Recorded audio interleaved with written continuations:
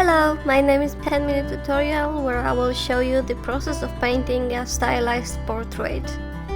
Before I started painting, I created 3 very quick sketches. They took me about 5-10 minutes with different compositions, with different ideas that I would like to create, and from those I choose one that I like the most.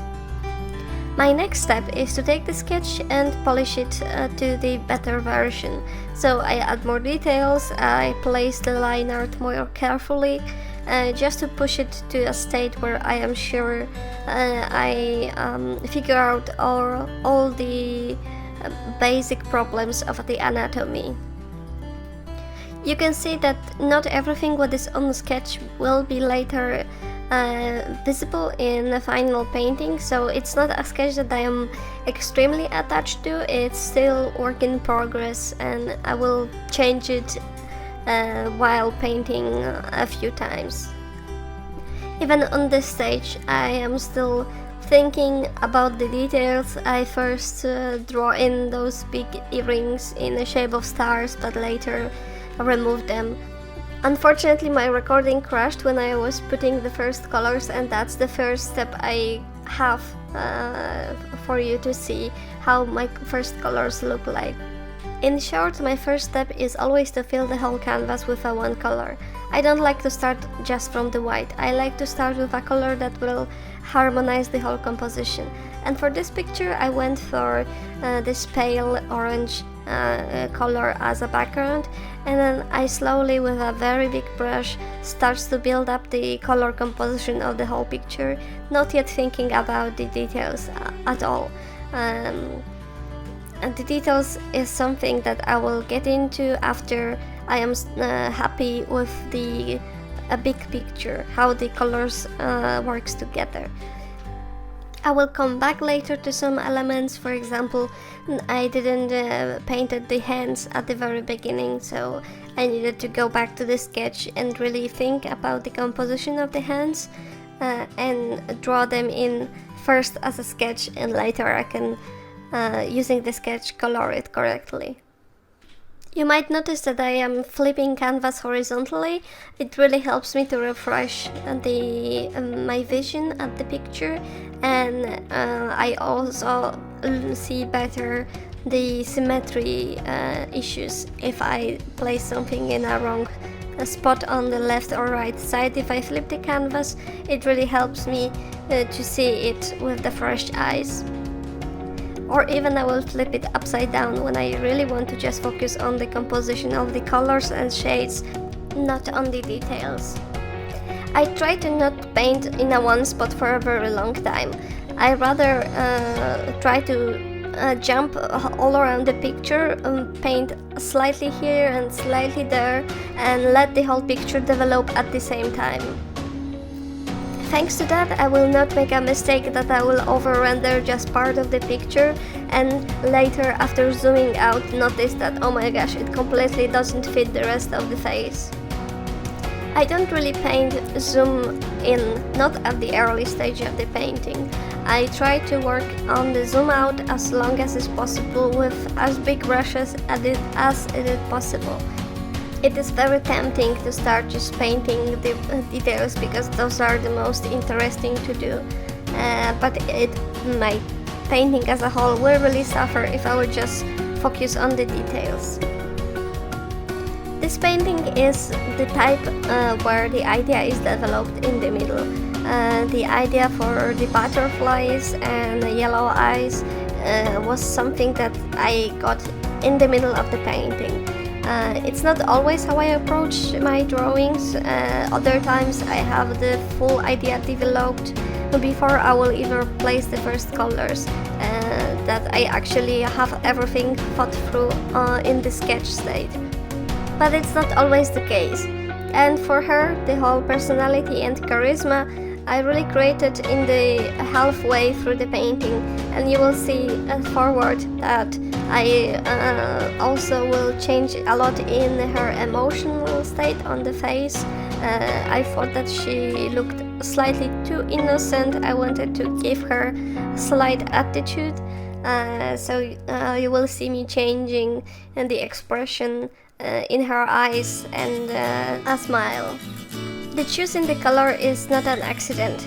The violet and the yellow color are the complementary color, and it's something that I did at the very beginning of the picture. This is the color palette that I choose, and with the picture coming together, I noticed more occasion to really exaggerate the contrast between those colors.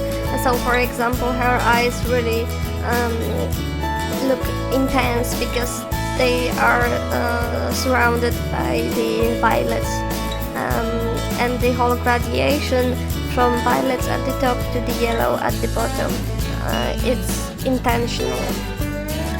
I make those decisions right now very intuitively, but before I had the skill, I very often started with the color compositions.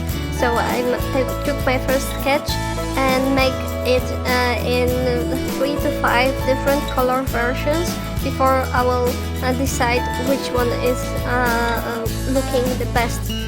But the more you paint, the more things you really feel with your guts, and you know by the first instance that okay, this is a right way of doing it.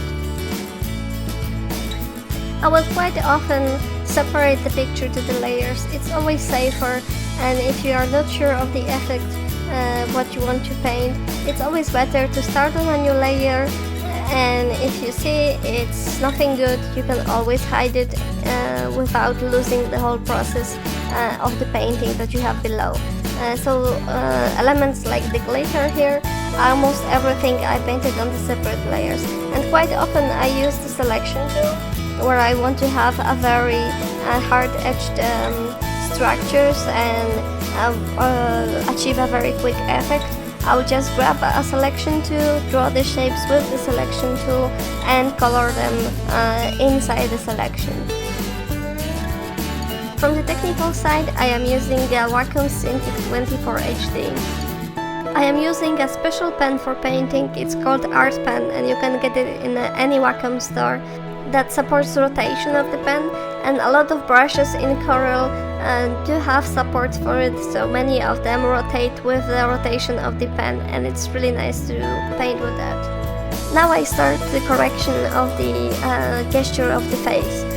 So I will grab just a selection tool, select the elements that I want to move. Like for example, I want to raise the eyebrows, so I will cut them from the main part of the picture, move them, rotate them, place them in a correct place, and paint them in so there is no visible edge.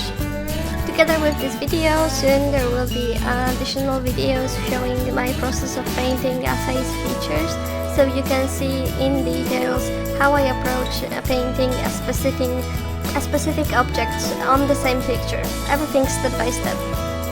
So you can see here that the butterflies I had on a separate layer, so I didn't have to care much about the hair. They stayed there on the lower level, painted as they are, and I could move the butterflies around without being afraid that I will destroy any part of the painting. I don't really use a lot of the effects of the layers. Sometimes I will use multiply if I want to darken the shadows, or I will use any of the lightning effects to add a glow, like overlay layer or a screen layer. But nothing really extreme. As soon as you start introducing those elements and you will not be consistent and have them on a whole picture, they will really stick out, so you need to be careful where and how you apply it. I like when my paintings have a more traditional feel, to the extent when I see that I need to fix something, instead of using a quick way of doing it, transforming it or using some kind of effects to fix it, I would rather just overpaint it again. It might take more time, but I like the effect much more. The whole picture I painted with maybe 3 to 5 brushes. I really don't use that many more. I feel the less brushes I use, the more consistent the whole picture is. Few final touches and I am completely done with the whole painting. Hope you enjoy it and have a